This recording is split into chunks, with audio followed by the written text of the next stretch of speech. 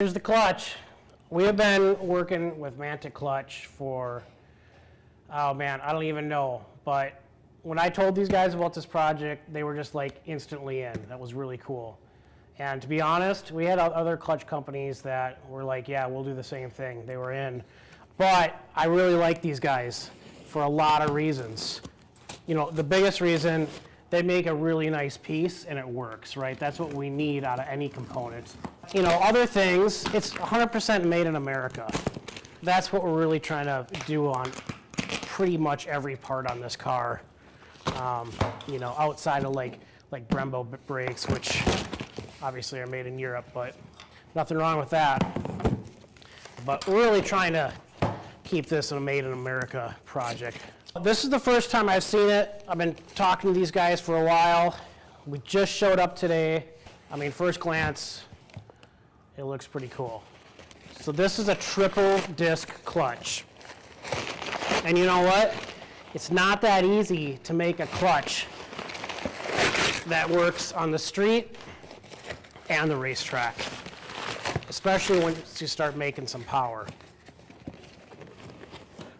UPS guy just about put his back out on this thing. Look at that thing. What a cool piece. Man, I mean, just first glance, this thing's nice.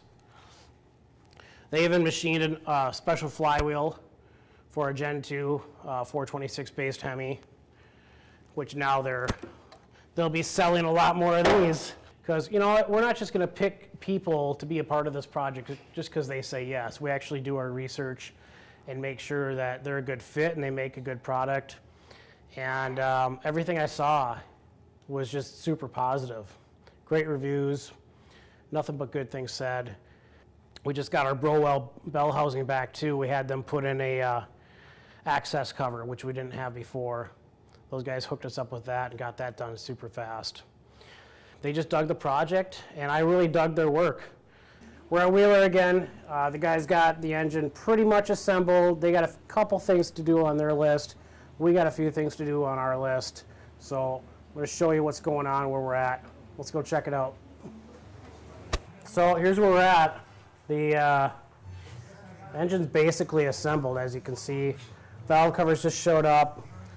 We got the coil packs mounted on.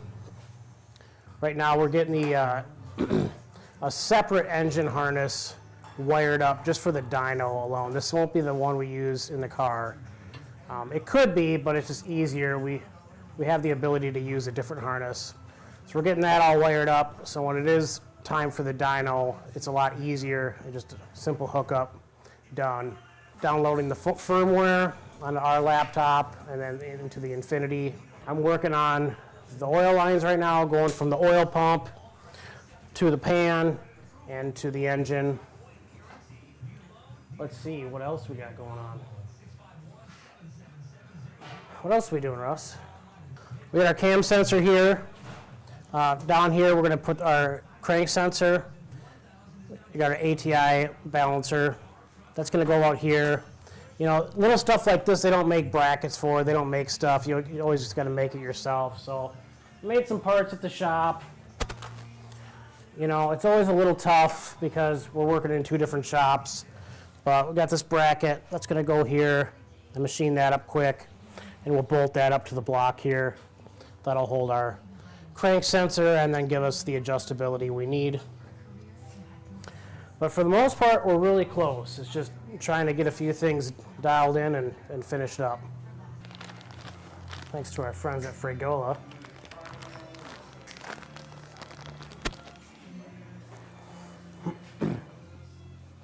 So I'm just trying to get this dry sump plumbed in right now. So it's a 3-stage dry sump. So the rear, second to the last, and then the front hose will be scavenging into the pump here. And then this will be feeding the engine externally to the rear of the engine. And this is a second feed there. Pretty basic setup, and it makes it a little easier being a 3-stage versus a 5-stage. The problem is trying to figure out where to run all your hoses that's nice and clean and doesn't interfere with other things inside the car. Right in here is where that steering shaft comes through, and then we got a knuckle right about there. So things are pretty tight in this area. We got to make sure these fittings here are just up and out of the way just enough. We need the rest of the parts this week, everything. Otherwise, we're not going to make it.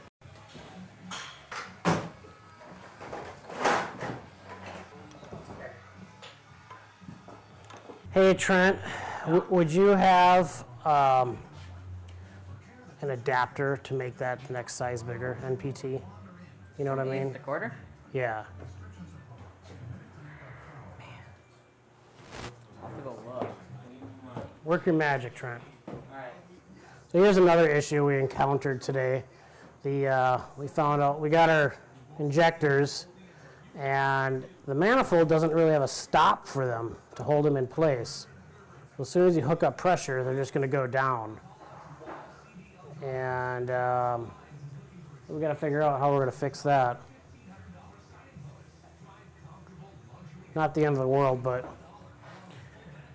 you know, that's how it goes. All right, so these oil lines, these are dash 12. A little bit harder to work with, but they're nice fittings. So that makes it a lot easier. People don't understand that. We buy good parts, it's easier for it to go together. Tell you what, I've used pretty much every installation tool in the world when it comes to AN fittings. It really drives me crazy when you get all done and your AN fitting, your brand new AN fitting is all scratched up or got rolled over or something. You know, these things are a lot of money. They should be mint when you're done with them.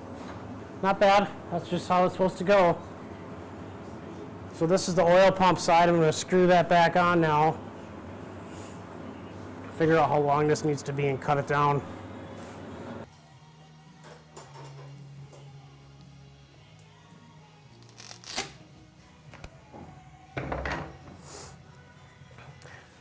Definitely better using this versus a bandsaw or cutoff wheel. Then you're not getting all that debris in there. I'll still flush it out and everything, but definitely way better. So we're going to finish this up.